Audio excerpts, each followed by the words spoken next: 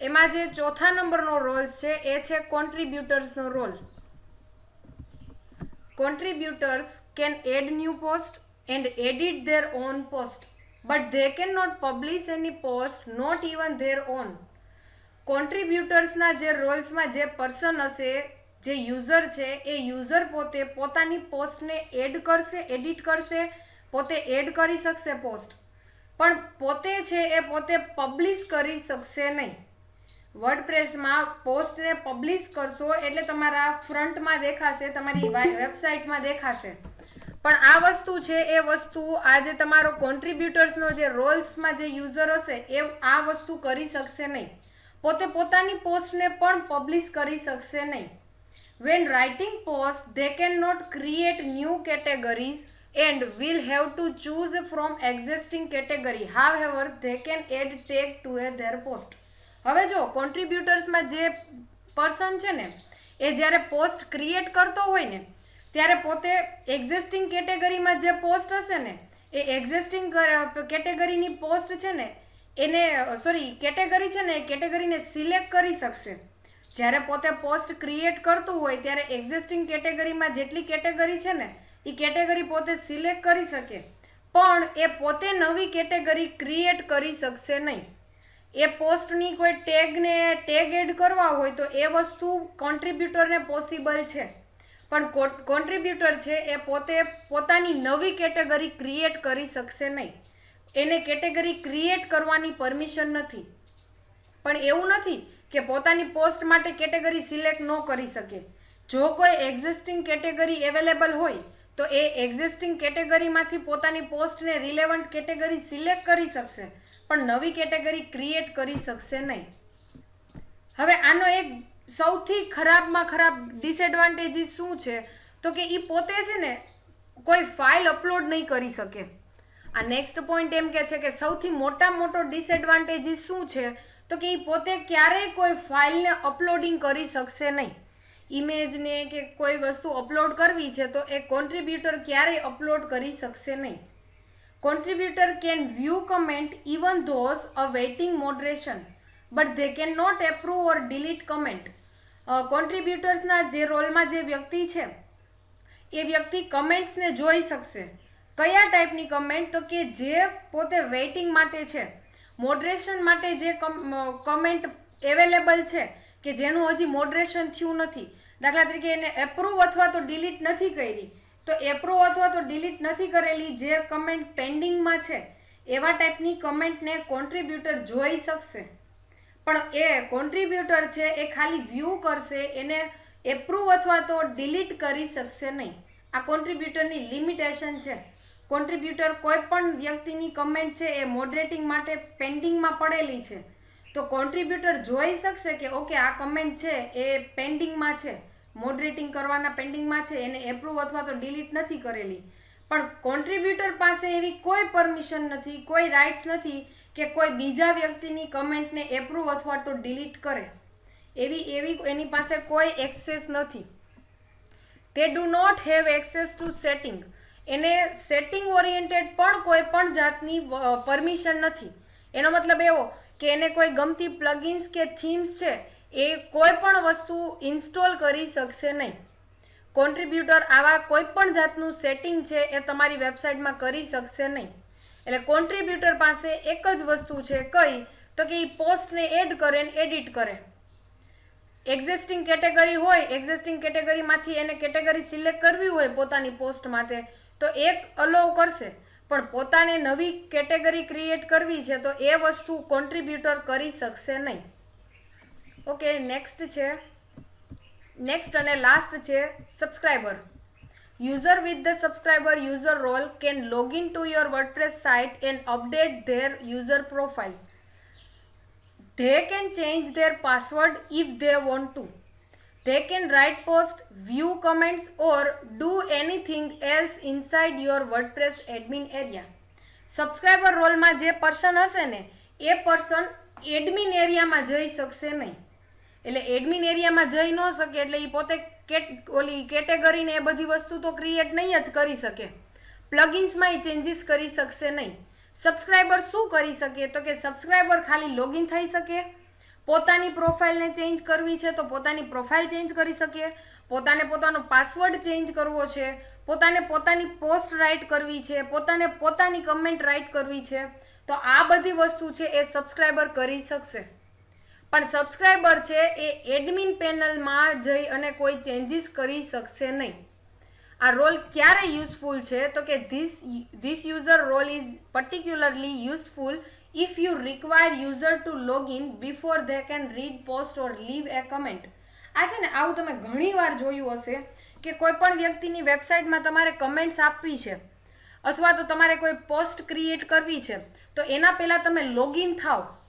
જો લોગિન હશો તો તમે પોસ્ટે રીડ કરી શકશો અથવા તો તમારે કોઈ કમેન્ટ કરવી છે, બીજાની પોસ્ટમાં કમેન્ટ કરવી છે તો એ કમેન્ટ કરવા માટે પહેલાં તમારે ફરજિયાત લોગિન થવું પડશે. તો આવા ટાઈપની વસ્તુ કોની માટે છે તો કે આવા ટાઈપની વસ્તુ કરવી હોય ને તો તમારે સબસ્ક્રાઈબરનો રોલ કરવો પડે. સબસ્ક્રાઈબર શું કરશે તો કે જો એ સબસ્ક્રાઈબરનો રોલ છે એ લોગિન હશે પર્સન તો જ એ પોસ્ટને રીડ કરી શકશે, કમેન્ટ લીવ કરી શકશે, પોતાનો પ્રોફાઇલ ચેન્જ કરી શકશે, પોતાનો પાસવર્ડ ચેન્જ કરી શકશે. તો આવી સિચ્યુએશન જનરલી ઘણી બધી વેબસાઇટમાં હોય જ છે કે તમે લોગિન થાવ ને તો તમને પોસ્ટ રીડ કરવા દે, તમે લોગિન થાવ ને તો તમને કમેન્ટ રીડ કરવા દે. અધરવાઇઝ એ વસ્તુ અમુક વેબસાઇટમાં તો એવું હોય કે અમુક કન્ટેન્ટ છે ને 3-4 લાઇન ડિસ્પ્લે થયેલી હોય, રીડ મોર ઉપર ક્લિક કરો ને એટલે તમને ડાયરેક્ટ લોગિનના પેજમાં કે રજિસ્ટ્રેશનના પેજમાં રીડાયરેક્ટ કરી દે. તમે લોગિન થાવ પછી તમે ફૂલ પોસ્ટને રીડ કરી શકો, પણ જો લોગિન નહીં હોય તો તમને એ વસ્તુ કરવા દેશે નહીં. તો જનરલી આવી સિચ્યુએશનમાં આનો યુઝફુલ છે આ રોલ્સ. ઓકે, હવે નેક્સ્ટ છે ને ઇન કેસ તમને એક્ઝામમાં પૂછાણું હોય તો તમારે અહીંયા સુધીની થિયરી છે એ અહીંયા સુધીના પોઈન્ટ લખવાના છે એક્ઝામમાં, કે તમારા અસાઇનમેન્ટમાં આ ક્વેશ્ચન હોય તો ખાસ ધ્યાન રાખજો, અહીંયા સુધી તમારે લખવાનું છે. હવે જે વસ્તુ છે ને એ વસ્તુ તમારા વર્ડપ્રેસમાં આ વસ્તુ ક્યાં અવેલેબલ છે, કઈ જગ્યાએ તમે ચેન્જીસ કરી શકો એ વસ્તુ છે એનું આખું થિયરી આપેલી છે. એટલે એક્ઝામમાં યુઝર રોલ્સ પૂછાણું હોય તો તમારે આ લખવાની જરૂર નથી. હવેનું જે હું કરાવું છું એની વાત કરું છું. હવે જે પોઈન્ટ કરાવીશ એ યુઝરના રોલમાં આ જે વસ્તુ મેં સિલેક્ટ કરી ને એ નહીં લખો તો ચાલશે. યુઝરના રોલ્સનો ક્વેશ્ચન પૂછાણો હોય તો તમારે આ 5 વસ્તુ જ એક્સપ્લેન કરવાની છે. એટલે યુઝર રોલ્સ ઇન કેસ તમારા અસાઇનમેન્ટમાં હોય તો આ 5નું જ એક્સપ્લેનેશન કરજો. આ વસ્તુ શું કહે છે તો કે તમે રિયલ ટાઈમ આ વસ્તુ ક્યાં ચેન્જીસ કરી શકો તો કે વર્ડપ્રેસની વેબસાઇટમાં તમારે એક વસ્તુ એક્ટિવેટ કરાવવી પડશે. ઓકે, બતાવું તમને,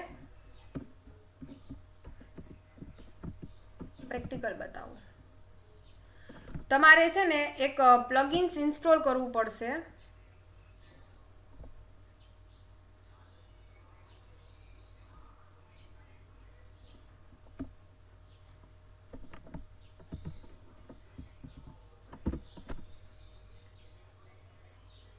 જસ્ટ મિનિટ. ઓકે, તમારી વેબસાઇટમાં છે ને બાય ડિફોલ્ટ આ કેપેબિલિટીઝ વાળો જે મેનુ છે ને એ કેપેબિલિટીઝ વાળું મેનુ નહીં હોય.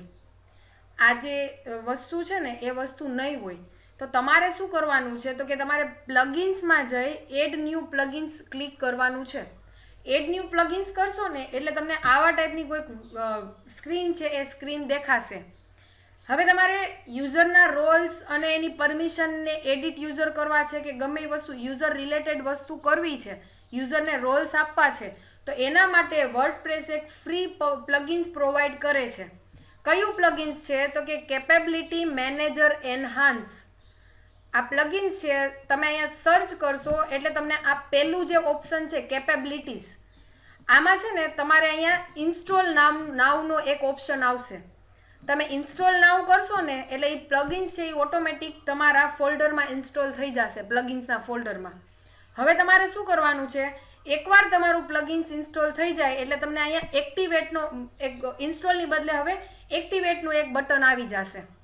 એક્ટિવેટ ઉપર ક્લિક કરશો ને એટલે તમારા વર્ડપ્રેસમાં જે મેનુ છે એ મેનુમાં ઓટોમેટિક આ કેપેબિલિટીઝનો એક આવી જશે ઓપ્શન. તમે જો આ ઇન્સ્ટોલ નહીં કર્યું હોય તો કેપેબિલિટીઝનો ઓપ્શન નહીં આવે. તમારે આ પ્લગિન્સ છે એ પ્લગિન્સ ઇન્સ્ટોલ કરવું પડશે, એટલે તમને આ કેપેબિલિટીઝનો ઓપ્શન આવી જશે.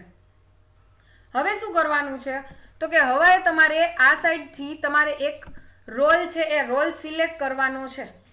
તમારે કયા રોલમાં ચેન્જીસ કરવો છે એ રોલ અહીંયા સિલેક્ટ કરવાનો છે. દાખલા તરીકે હું ઓથરનો રોલ છે એ ઓથરનો રોલ સિલેક્ટ કરીશ, પણ ઓથરના રોલને સિલેક્ટ કરીને કોઈ ચેન્જીસ નહીં થાય, એને તમારે અહીંયા લોડ કરાવવો પડશે.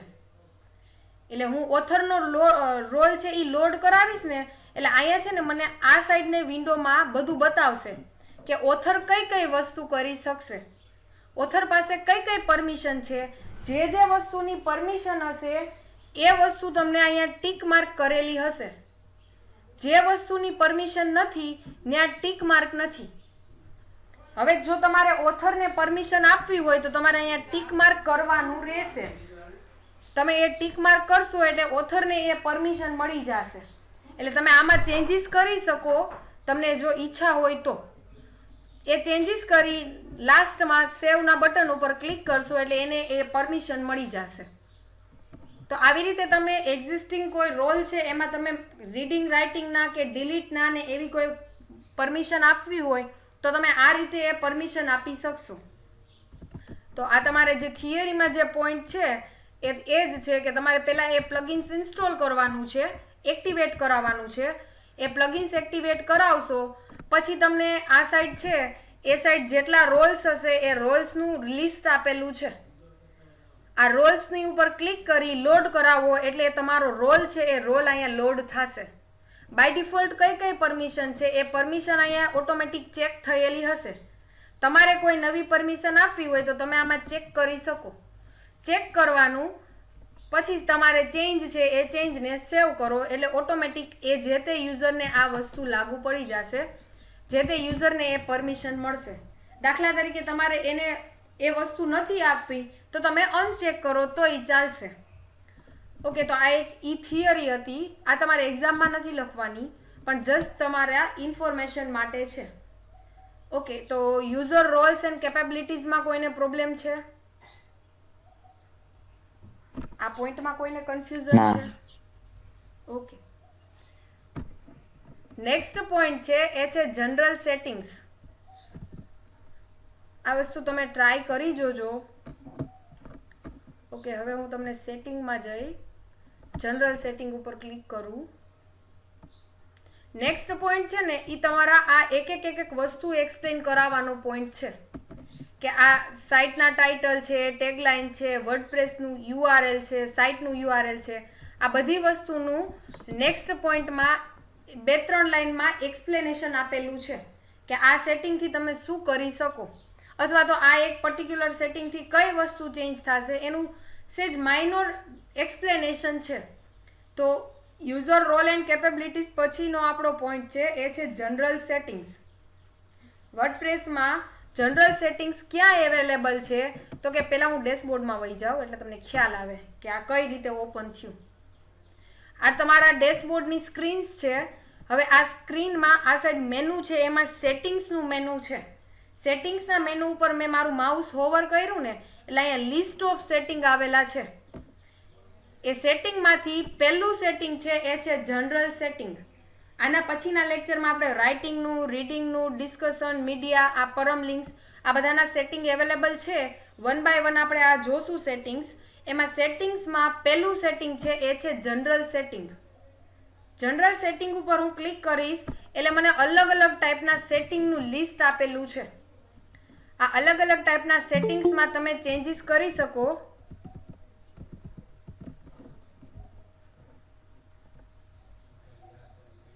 તો 1 બાય 1 આપણે એક વસ્તુ જોઈએ.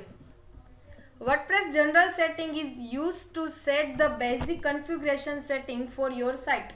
તમારી વેબસાઇટમાં જે તમારે વેબસાઇટનું બેઝિક વસ્તુ સેટ કરાવી છે તો એ વસ્તુ ક્યાં અવેલેબલ છે તો કે એ જનરલ સેટિંગ્સમાં અવેલેબલ છે. જે તમે કઈ જગ્યાએ અવેલેબલ છે તો કે તમારે કઈ જગ્યાએ જવાનું તો કે સેટિંગ ઉપર ક્લિક કરશો એટલે ઓટોમેટિક તમને આ ઓપ્શન બતાવશે જનરલ સેટિંગનો, જે મેં હમણાં તમને પ્રેક્ટિકલ કરીને બતાવ્યું. ઓકે, ઇન કેસ તમારી પાસે આ વસ્તુ ના હોય તો અહીંયા ઇમેજથી બતાવેલું છે. સેટિંગ્સમાં જાઓ, એટલે અહીંયા તમને જનરલનો ઓપ્શન આવશે. એ જનરલના ઓપ્શન ઉપર ક્લિક કરશો એટલે તમને આ ટાઈપની એક સ્ક્રીન છે એ સ્ક્રીન દેખાશે. જો બતાવું તમને, આ ટાઈપની એક સ્ક્રીન દેખાશે, જે મેં હમણાં તમને લાઈવમાં બતાવેલી છે એવા ટાઈપની સ્ક્રીન દેખાશે. ઓકે, તો હવે આપણે છે ને એક એક વસ્તુ એક એક ફિલ્ડનું ડિટેલ જોઈ લઈએ. એ પેજમાં કઈ કઈ ફિલ્ડ છે એ એક એક ફિલ્ડનું ડિટેલ્સ જોઈ લઈએ. એમાં પહેલી ફિલ્ડ છે એ છે સાઇટ ટાઇટલ્સ. સાઇટ ટાઇટલ શું છે તો કે it display the name of the site. તમારા હેડરમાં તમારે સાઇટનું ટાઇટલ કયું ડિસ્પ્લે કરાવવું છે એ ટાઇટલ છે એ ટાઇટલ તમારે આ ફિલ્ડમાં લખવાનું રહેશે. ચલો, પહેલા સેટિંગમાં કોઈને કન્ફ્યુઝન છે? સાઇટ ટાઇટલ ના. ઓકે, નેક્સ્ટ છે ટેગલાઇન. તમારે છે ને તમારી વેબસાઇટની સાવ શોર્ટ ફોર્મમાં થોડુંક એક્સપ્લેનેશન કરવું છે. તમારી વેબસાઇટની અમુક થોડાક સેન્ટેન્સ આપવા છે, ઇન્ફોર્મેશન આપવી છે, તો એ ઇન્ફોર્મેશન તમારે ક્યાં લખવાની થશે તો કે ટેગલાઇનમાં લખવાની થશે. એટલે ટેગલાઇનમાં એકચ્યુઅલી તમારે શું આપવાના રહેશે તો કે સેન્ટેન્સ આપવાના રહેશે. Display A short sentence about your site. તમારી વેબસાઇટ માટે થોડીક જે ઇન્ફોર્મેશન છે એ ઇન્ફોર્મેશન તમારે આ ટેગલાઇનમાં ડિસ્પ્લે કરાવવાની રહેશે. નેક્સ્ટ છે વર્ડપ્રેસ એડ્રેસ. હવે વર્ડપ્રેસ એડ્રેસમાં એકચ્યુઅલી એક યુઆરએલ હશે.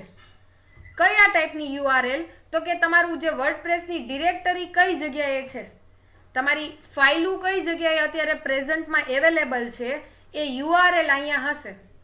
It is the URL of WordPress directory where your all core application file are present.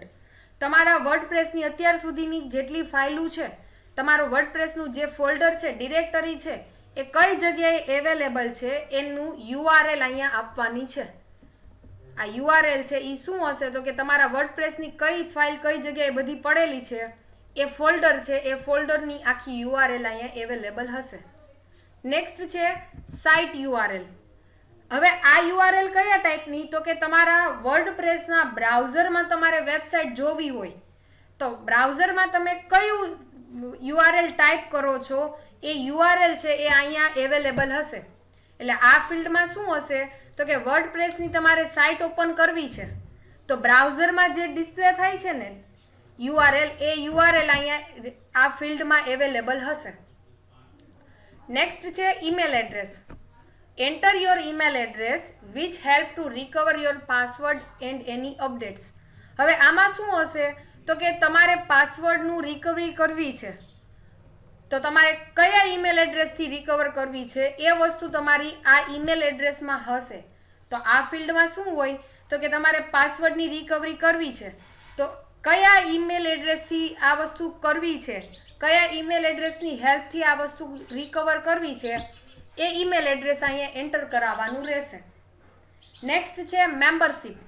anyone can register an account on your website after checking this checkbox. આ checkbox પછી આ checkbox select કરો પછી કોઈ વ્યક્તિ તમારી વેબસાઇટમાં register થઈ શકે, તમારી વેબસાઇટમાં એકાઉન્ટ ક્રિએટ કરી શકે.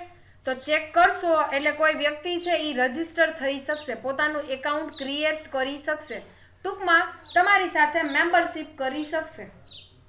નેક્સ્ટ છે ન્યૂ યુઝર ડિફોલ્ટ રોલ. દાખલા તરીકે કોઈ વ્યક્તિએ નવો યુઝર ક્રિએટ કર્યો છે તો એને ડિફોલ્ટ કયો રોલ આપવો. આપણે 5 રોલ સ્ટડી કર્યા, એમાં તમે આમ 5 રોલમાંથી જે રોલ ડિફોલ્ટ સિલેક્ટ કરશો ને એટલે કોઈ વ્યક્તિ રજિસ્ટર થશે ને, તમારી વેબસાઇટમાં એકાઉન્ટ ક્રિએટ કરશે ને એટલે એ તમારી વેબસાઇટનો યુઝર થયો. તો જે વ્યક્તિ રજિસ્ટર થાય એને કયો રોલ તમારે ડિફોલ્ટ આપવો છે એ ડિફોલ્ટ રોલ તમે અહીંયાથી નક્કી કરી શકશો. એટલે રજિસ્ટર થયેલા યુઝરને કયો રોલ્સ તમારે આપવો છે એ ડિફોલ્ટ રોલ તમે અહીંયાથી સિલેક્ટ કરી શકશો ન્યૂ યુઝર ડિફોલ્ટ રોલમાંથી. નેક્સ્ટ છે time zone. Set the time zone base on particular city. કોઈ પર્ટિક્યુલર સિટી ઉપરથી તમે તમારો ટાઈમ ઝોન નક્કી કરી શકો. દાખલા તરીકે તમારી વેબસાઇટ છે એ વેબસાઇટ મલ્ટિપલ સ્ટેટમાં કે કન્ટ્રીમાં વર્ક કરતી હોય તો એના માટે તમારે તમારો એક પર્ટિક્યુલર ટાઈમ ઝોન નક્કી કરવો પડશે. નેક્સ્ટ છે ડેટ ફોર્મેટ. હવે તમારે કયા ટાઈપની ડેટ ફોર્મેટ ડિસ્પ્લે કરાવી છે યુઝરને, ડે, મંથ, યર કે આવી ઘણી બધી ફોર્મેટ છે, એમાંથી તમને કઈ ફોર્મેટ, દાખલા તરીકે કોઈ યુઝર કમેન્ટ કરે છે તો એમાંય તમને ડેટ અને ટાઈમ ડિસ્પ્લે થતો હોય, તો એમાં તમારે ડેટ છે એ કઈ ફોર્મેટમાં ડિસ્પ્લે કરાવી છે એની અલગ અલગ ફોર્મેટ હોય. તો એ સેટિંગ છે એ સેટિંગ તમે આ ફિલ્ડની મદદથી ચેન્જ કરી શકશો. નેક્સ્ટ છે વીક સ્ટાર્ટ ઓન. હવે જનરલી છે ને ડિફોલ્ટ મંડેથી વીક સ્ટાર્ટ થતું હોય, તમારા વીકનું સ્ટાર્ટિંગ છે એ જનરલી મંડેથી થતું હોય, પણ તમારે તમારું ડે છે એ કોઈ અલગ ડેથી તમારું વીક સ્ટાર્ટ કરવું હોય તો એ વસ્તુ તમે અહીંયાથી સિલેક્ટ કરી શકો. આ જનરલી છે ને ડિફોલ્ટ તો મંડેથી જ હોય. આપણને ખ્યાલ છે કે આપણું વીક છે એ વીક ક્યાંથી સ્ટાર્ટ થાય તો કે મંડેથી સ્ટાર્ટ થાય, પણ દાખલા તરીકે તમારે કેલેન્ડરમાં તમારું વીક છે એ કોઈ બીજા ડેથી સ્ટાર્ટ કરવું છે તો એ વસ્તુ તમે અહીંયા આની મદદથી સેટ કરાવી શકો. અને લાસ્ટ છે એ છે લેંગ્વેજ. તમારે ડેશબોર્ડની કઈ લેંગ્વેજ રાખવી છે એ તમે આની મદદથી સેટ કરાવી શકો.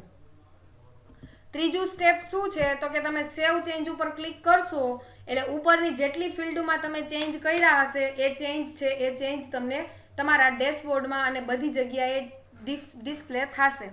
એટલે લાસ્ટમાં તમારે શું કરવાનું તો કે આ બધી ઇન્ફોર્મેશનમાં તમે ફિલિંગ કરો, ચેન્જીસ કરો, પછી સેવ ચેન્જના બટન ઉપર ક્લિક કરવાનું એટલે તમારો જનરલ સેટિંગ છે એ સેવ થઈ જશે. એટલે આવા ટાઈપના સેટિંગ અવેલેબલ છે. અલગ અલગ ટાઈમ ઝોન છે, અલગ અલગ ડેટની ફોર્મેટ છે, સાઇટની લેંગ્વેજ છે એ ચેન્જ કરી શકો. તમારે કોઈ ડિફોલ્ટ રોલ આપવો હોય, બાય ડિફોલ્ટ તો છે ને સબસ્ક્રાઈબરનો જ રોલ હશે, પણ તમે એઝ એ એડમિનિસ્ટ્રેટર તરીકે પણ અપ્લાય કરી શકો. તો આમાંથી તમારે એ રોલ સિલેક્ટ કરવાનો છે. જનરલી સબસ્ક્રાઈબરનો રોલ હોય, મારું ઈમેલ એડ્રેસ, મારી સાઇટનો URL, મારું આ આખું વસ્તુ કઈ જગ્યાએ અવેલેબલ છે એ ટેગ લાઇન અને મારું સાઇટનું ટાઇટલ. તો આ બધી વસ્તુ તમે અહીંયાથી ચેન્જ કરી શકો. આ એક કહી દઉં કે વીકનું સ્ટાર્ટિંગ મંડેથી કરવું છે, દાખલા તરીકે તમારે સન્ડેથી કરવું હોય તો એ વસ્તુ અવેલેબલ છે, સેટરડેથી કરવું છે, ફ્રાઈડેથી કરવું છે. આ બધી વસ્તુ ચેન્જ કરી અને સેવ ચેન્જ ઉપર ક્લિક કરશો એટલે જનરલ સેટિંગનું ચેન્જીસ થઈ જશે. ઓકે, હવે આમાં કોઈને ક્વેશ્ચન છે? સેટિંગ્સમાં, જનરલ સેટિંગ્સમાં કોઈને ક્વેશ્ચન છે? Yes or no?